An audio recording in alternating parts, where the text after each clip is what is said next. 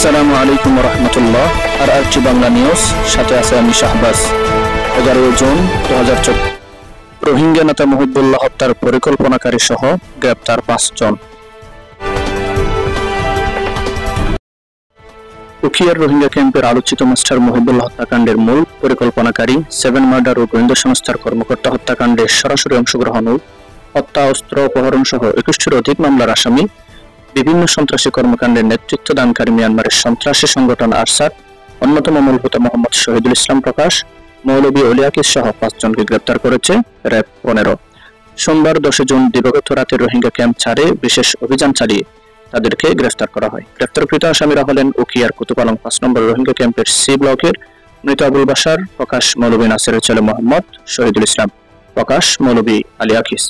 6 নম্বর রোহিঙ্গা ক্যাম্পের ডি ব্লকের মৌলভী আনোয়ার ছেলে মোহাম্মদ ফয়সাল প্রকাশ, মাস্টার ফয়সাল। ক্যাম্প বিষয়ের মৃত মৌলভী রহমতুল্লাহর ছেলে হাফেজ ফৈজুর রহমান।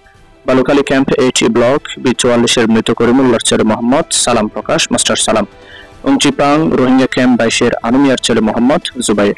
এ সময় তাদের কাছ থেকে একটি বিদেশি পিস্তল, একটি দেশীয় তৈরি এলজি, একটি 1 শুটার গান, 10 রাউন্ড কার্তুজ, 2 কেজি বিস্ফোরক দ্রব্য, 3টি বাটন ফোন এবং নগদ 2500 টাকা উদ্ধার করা হয়।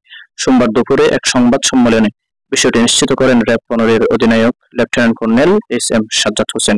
তিনি বলেন, আরসার শীর্ষ নেতা মৌলভী আকিস সহ সন্ত্রাসীরা ক্যাম্প 4-এ অবস্থান করছে এমন সংবাদের ভিত্তিতে বিশেষ অভিযান চালানো হয়।